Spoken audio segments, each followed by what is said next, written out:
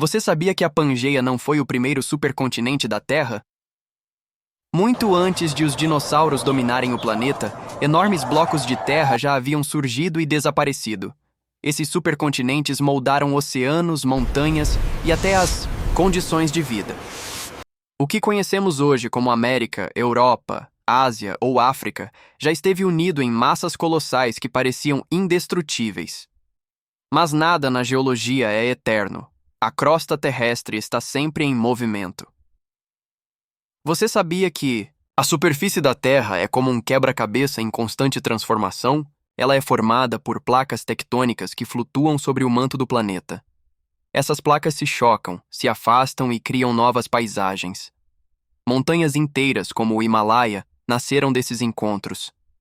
Já os oceanos são marcas profundas das separações. O que parece fixo para nós, em milhões de anos se revela apenas um instante de mudanças implacáveis. A história da Terra é marcada por ciclos de união e fragmentação. Cientistas chamam isso de ciclo dos supercontinentes. A cada centenas de milhões de anos, todos os continentes se juntam em um só bloco e depois se separam novamente. É como se o planeta respirasse. Inspira, unindo terras, e expira, abrindo oceanos. Pangeia foi apenas o capítulo mais recente dessa saga cósmica que dura bilhões de anos. Mas como sabemos disso se não havia humanos para registrar? As pistas estão nas rochas. Minerais guardam informações magnéticas da época em que se formaram. Esses registros mostram onde os continentes estavam no passado. Além disso, cadeias de montanhas revelam antigas colisões e fósseis de plantas idênticas, encontrados em continentes distantes, comprovam que já estiveram unidos. É como investigar um crime, mas em escala planetária. Entre os supercontinentes mais antigos, um dos primeiros é Vaalbara, formado há cerca de 3,6 bilhões de anos. Ele unia partes da África do Sul e da Austrália Ocidental. O planeta naquela época era hostil, oceanos ácidos, atmosfera tóxica e vulcões em constante atividade. Mesmo assim, Vaalbara mostra que desde cedo a Terra já passava por ciclos de união continental que moldariam todo o futuro. Pouco tempo depois surgiu outro candidato, o supercontinente Ur. Ele teria se formado há cerca de 3 bilhões de anos, e apesar de menor, resistiu por mais de 1 bilhão de anos. Para um planeta tão instável, isso é quase uma eternidade. Ur foi palco do desenvolvimento de algumas das primeiras formas de vida microscópica mais complexas. Mesmo invisíveis a olho nu, esses organismos dariam origem a toda a biodiversidade atual. Outro gigante chamado Kenorland surgiu há aproximadamente 2,7 bilhões de anos. Foi um dos primeiros supercontinentes de grande extensão. Sua fragmentação liberou nutrientes nos oceanos, o que pode ter impulsionado explosões biológicas importantes. O ciclo de destruição e reconstrução não apenas moldava o relevo, mas também influenciava diretamente a vida. Cada ruptura e cada colisão deixava marcas profundas no clima e na evolução. Entre 2 bilhões e 1,8 bilhão de anos atrás, os fragmentos de Kenorland voltaram a se reunir, formando Columbia, também chamado Nuna. Esse supercontinente reuniu blocos que hoje fazem parte da América do Norte, Europa, Ásia e América do Sul. Imagine um mundo sem fronteiras oceânicas, em que quase toda a Terra era uma só massa. Colômbia permaneceu estável por centenas de milhões de anos, moldando correntes oceânicas e o clima global. Foi nesse período que a atmosfera terrestre começou a acumular oxigênio. Cientistas chamam esse marco de grande evento de oxigenação. Sem ele, a vida como conhecemos jamais existiria. As primeiras células com núcleo definido surgiram nesse cenário, aproveitando as novas condições. Assim, um processo geológico, a união dos continentes, influenciou diretamente a biologia. É a prova de que a geologia e a vida estão interligadas de maneira inseparável. A dissolução de Colômbia levou ao surgimento de outro colosso, Rodinia, formado há cerca de 1,1 bilhão de anos. Sua configuração reunia praticamente toda a crosta continental. Rodinia era tão grande que se estendia quase de polo a polo. Sua formação desencadeou cadeias montanhosas gigantescas, comparáveis ou até maiores do que o Himalaia atual. Mas sua importância vai além da geologia. Ele também esteve no centro de um dos climas mais extremos da história da Terra. Rodinia está diretamente ligado ao fenômeno conhecido como Terra Bola de Neve. Cerca de 750 milhões de anos atrás, quase todo o planeta ficou coberto por gelo, dos polos ao Equador.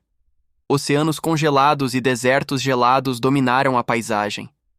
A vida, ainda em formas primitivas, precisou se adaptar ou desaparecer. Essa era glacial global mostra como a posição dos continentes pode transformar radicalmente o clima da Terra. A fragmentação de Rodinia liberou grande quantidade de dióxido de carbono, provocando um efeito estufa que encerrou a Era do Gelo. Esse aquecimento repentino liberou nutrientes nos mares e abriu caminho para a famosa explosão cambriana, quando a vida multicelular complexa floresceu. Ou seja, o fim de um supercontinente desencadeou um dos maiores saltos evolutivos da história. Geologia e vida novamente caminhando lado a lado. De 600 a 500 milhões de anos atrás, os fragmentos de Rodinia deram origem a novos blocos. Um deles foi Gondwana, que uniu América do Sul, África, Índia, Antártida e Austrália. Gondwana seria um dos protagonistas da formação da Pangeia milhões de anos depois. Seu surgimento foi crucial, pois permitiu a expansão de novos ecossistemas em um planeta já em plena diversidade biológica. Enquanto Gondwana dominava o hemisfério sul, no norte estavam Laurentia, Báltica e Sibéria. Esses blocos continentais começaram uma lenta dança em direção ao choque inevitável.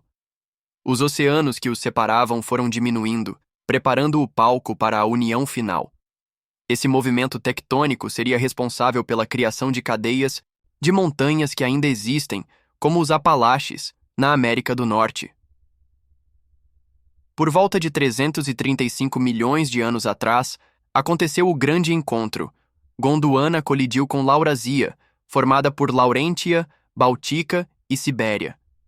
Nasceu então a Pangeia, o supercontinente mais famoso da história. Pela primeira vez em centenas de milhões de anos, quase todas as terras estavam unidas em um único bloco colossal.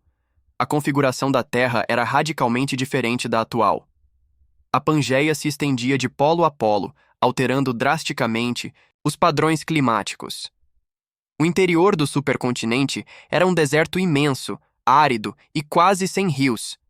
A umidade das costas não chegava até o centro. Ali, a vida era extremamente difícil.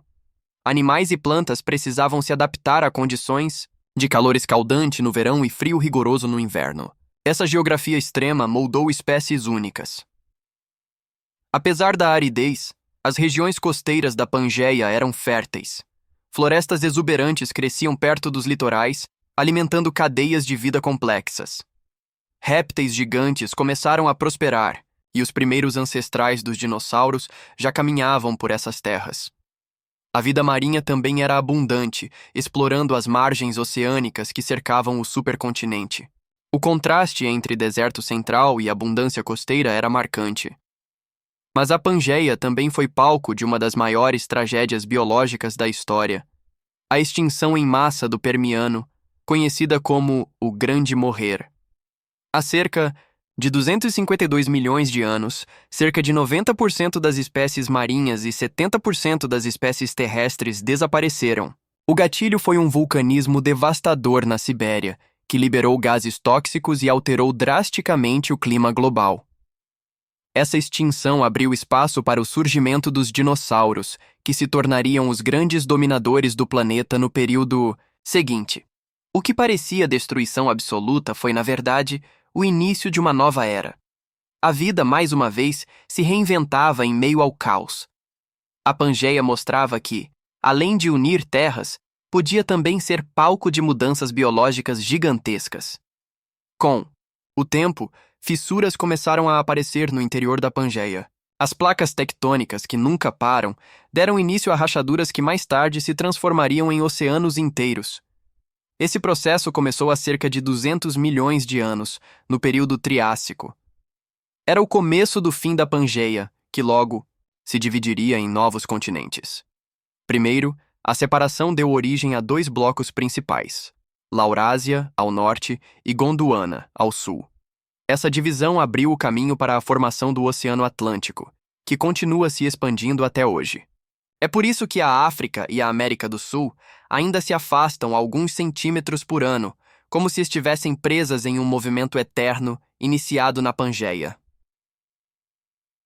Com a fragmentação da Pangeia, os dinossauros prosperaram em diferentes ambientes, adaptando-se às novas condições climáticas e geográficas. O isolamento dos blocos continentais favoreceu a diversidade. Espécies únicas surgiram em cada região. A biodiversidade explodiu.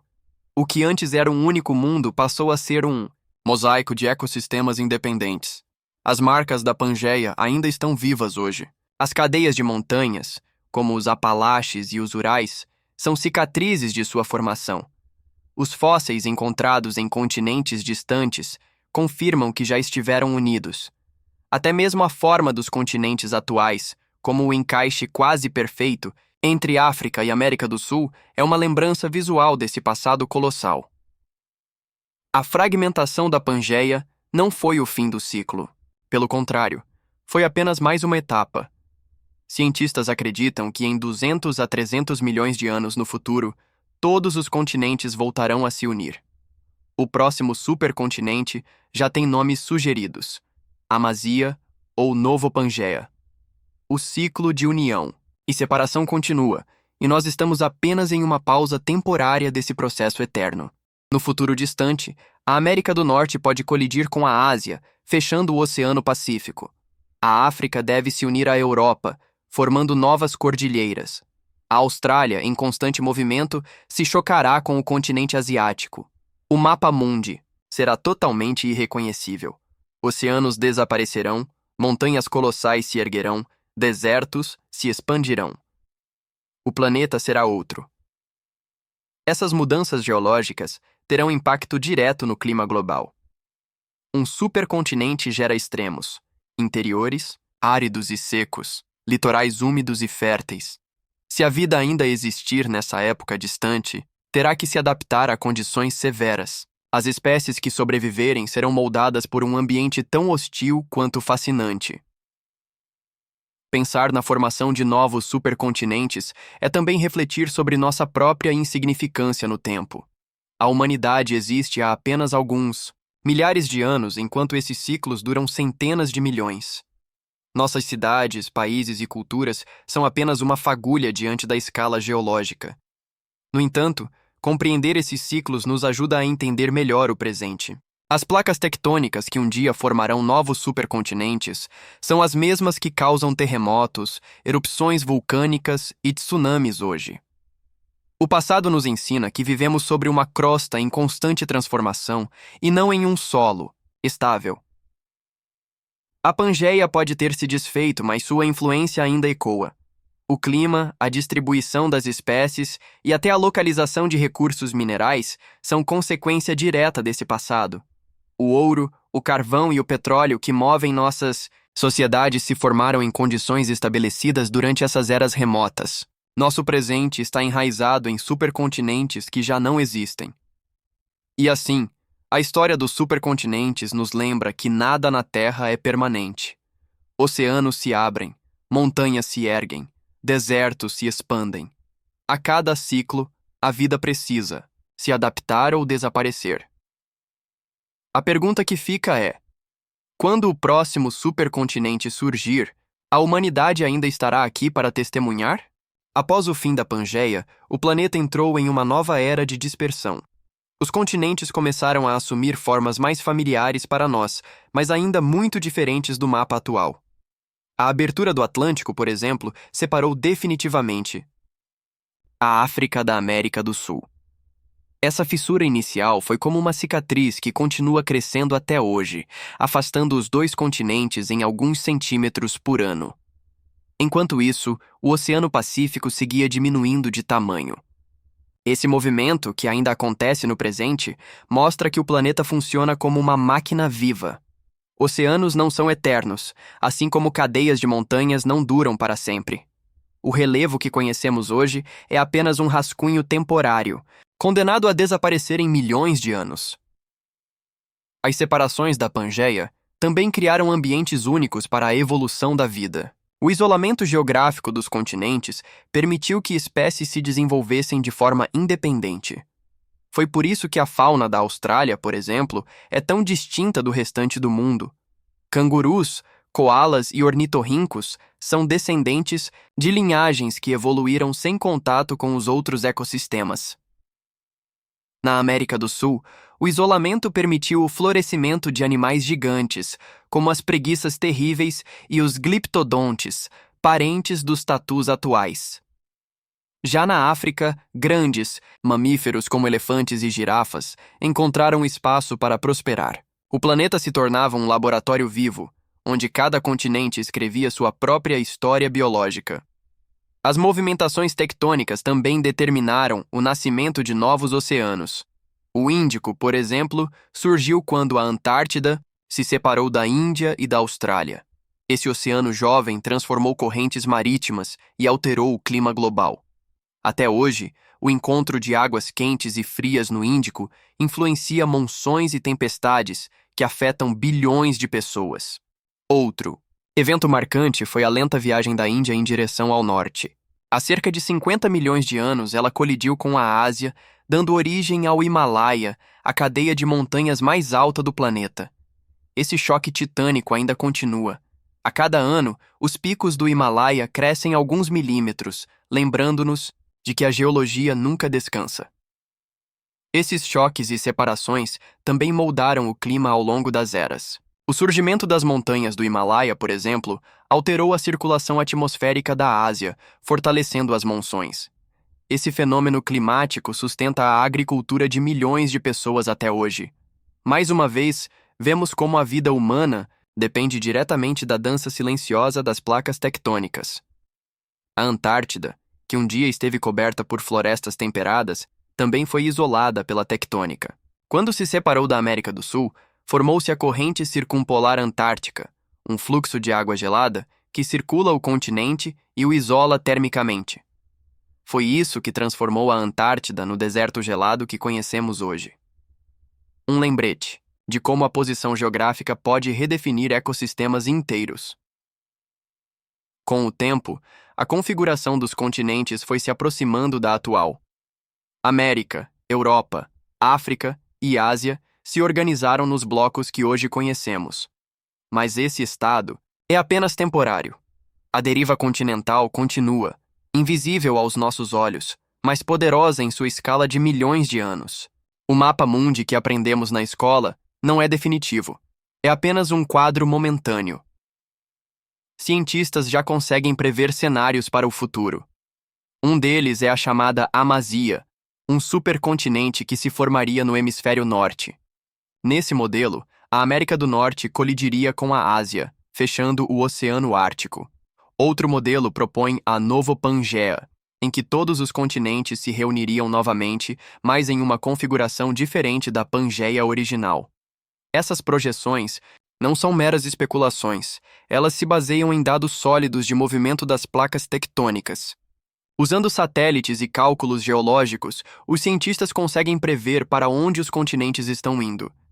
É como assistir a uma dança em câmera lenta, mas com passos tão certos que já podemos imaginar o próximo grande espetáculo geológico. Seja Amazia, Novopangeia ou outro nome ainda não proposto, uma coisa é certa: os continentes voltarão a se unir. Quando isso acontecer, as condições de vida mudarão radicalmente. O interior de um supercontinente é sempre árido, pois a umidade não consegue atravessar distâncias tão vastas. Isso significaria desertos gigantescos e margens férteis cheias de vida. Esses extremos climáticos moldarão novas formas de vida. Espécies que sobreviverem precisarão se adaptar a temperaturas extremas e recursos limitados.